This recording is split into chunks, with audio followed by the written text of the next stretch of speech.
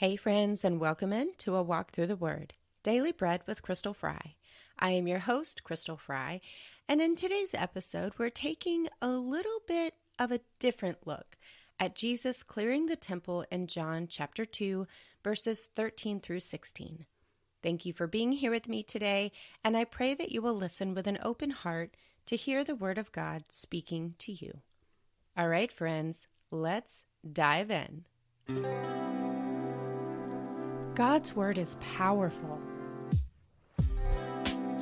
The missing link is our identity in Christ. When we know who we are and who He created us to be, that is when we can truly walk in freedom. You are never alone. There is hope, and that hope is Jesus Christ.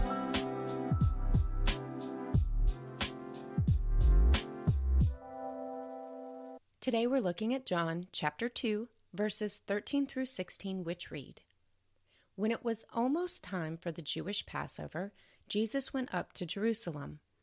In the temple courts, he found men selling cattle, sheep, and doves, and others sitting at tables exchanging money. So he made a whip out of cords and drove all from the temple area, both sheep and cattle. He scattered the coins of the money changers and overturned their tables. To those who sold doves, he said, "Get these out of here. How dare you turn my Father's house into a market?" Friends, this is a very powerful passage, and it is one that is often used in conjunction with convicting people who are not using God's house in the way that you are supposed to use God's house. It is generally used in the sense of convicting what's happening in the actual temple, right? In the actual church. Today, I want to give you a little bit of a different take. As I was reading through this, I'm sure I've shared with you guys before that my brain is very active, and it will usually play a little movie for me with whatever I'm reading, right? And so I can totally and completely see Jesus in the temple, literally flipping these tables, like running these cattle and the sheep out of the temple courts, flipping the table, money, coins going everywhere. Like Jesus just really being incredibly upset about what is happening here. And if you notice, as he's both of these statements that he says, "Get these out of here," that's an exclamation point at the end of that sentence. And then, "How dare you turn my Father's house into a market?" Y'all, that's not a question, it's an exclamation point. He's not asking them anything. He is livid about what is going on. So while I was reading through this, the Holy Spirit gave me a little bit of a different angle, a little bit of a different perspective to read this verse through. And it is entirely applicable to me, and I do feel like it's probably applicable to many others. So in this passage, Jesus is in the actual temple. But what if we take this? What if we take this passage, and instead of him being in the actual temple, the physical temple, what if instead our setting is the temple of our mind, the temple of our body? What if it's the temple of our lives? How upsetting do you think it is for the Lord when he sees us abusing the bodies and minds that he gave us? When we allow the negative and harmful thoughts of the enemy to invade the temple of our mind? When we allow, oh my goodness, friends, when we allow all that is unholy to set up shop?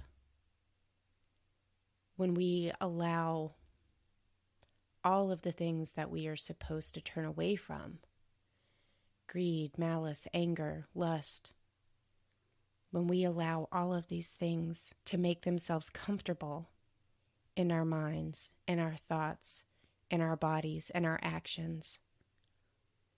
How upsetting do you think it is for the Lord when He sees this happening? Friends, that hurts His heart. I don't need anything to tell me that other than what I feel in my heart. Why do you think He spends so much time pursuing us?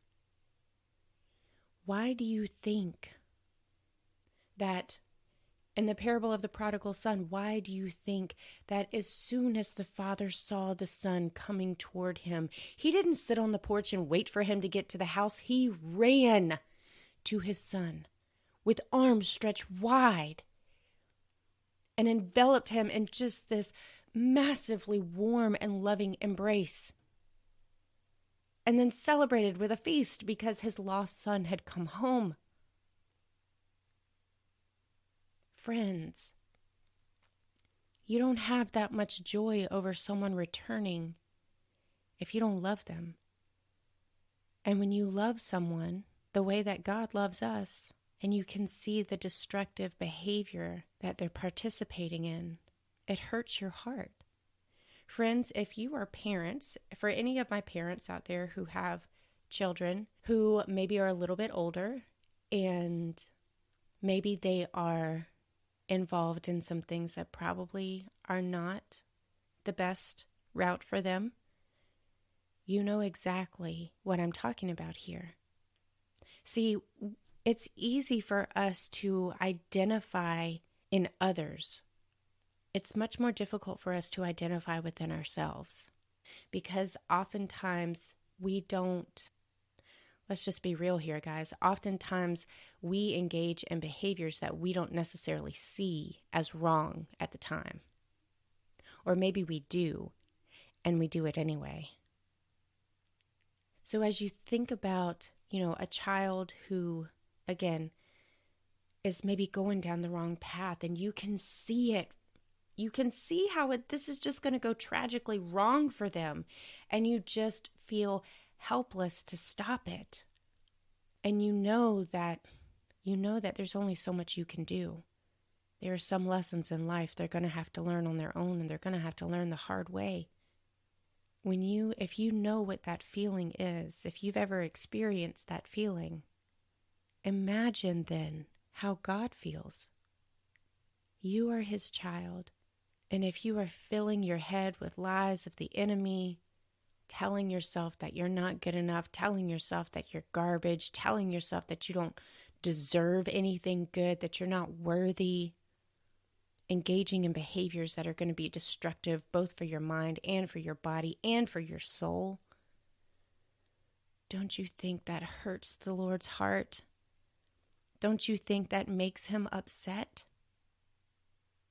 As I was thinking about this, I was reminded of another verse. It comes from 1 Corinthians chapter 6, verses 19 and 20.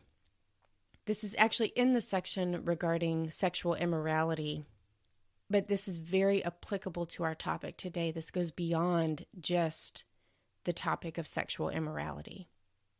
And Paul says, "Do you not know that your body is a temple of the Holy Spirit who is in you, whom you received from God? You are not your own. You were bought at a price.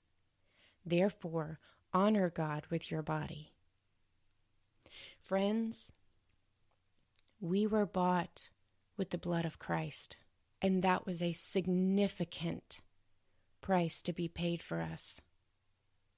So how upsetting do you think it is knowing the lofty price that was paid when we don't in turn honor God with our minds and with our bodies?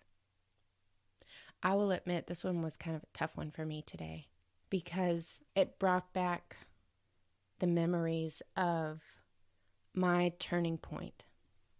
You have those moments in your life where you can specifically point to them as pivotal turning points in your life. Well, as I was reading, and again, I was envisioning not the physical temple, but the temple of the person, right? The temple of you. And I was seeing this and how upset, and Jesus coming in to drive out the negative thoughts, to drive out the self-hatred, to drive out just all of the things that the perfectionism, oh my gosh, all of the things that were just, y'all, there were more than cattle and sheep and doves in my mind. There was a lot of stuff that had to be cleared out. But it brought me back to a pivotal moment in my journey where I had to look at myself in the mirror and say, Crystal, if you believe that God created you, and if you believe that He doesn't make mistakes, and if you believe that He loves you, and you believe that you are perfectly made in His image, how can you talk to yourself like this? How can you say these things about God's perfect creation? And that was a breakthrough moment for me. And that's exactly what I think of as I read through this. Again, like I said, yes, I absolutely can see Jesus overturning the money changer tables, driving the cattle out, just really being in rare form. But I also can see Him in my mind doing the same thing. The cleanup work that was necessary to drive out all of the things that were stopping me from being able to fully live for Him. So friends, I hope that you found this encouraging today. And listen, if you felt convicted by this, don't run from that. Lean into it. Ask the Holy Spirit to guide you through that feeling. Ask God to show you what needs to be cleared out, and then allow Him to come in and clean house.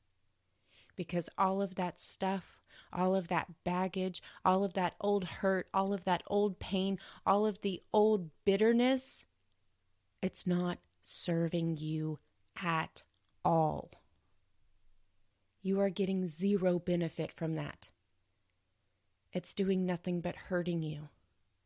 And it's doing nothing but hurting the heart of the one who made you. So friends, I invite you, if you have some sheep and you have some cattle and maybe some doves and maybe some people changing money in your mind,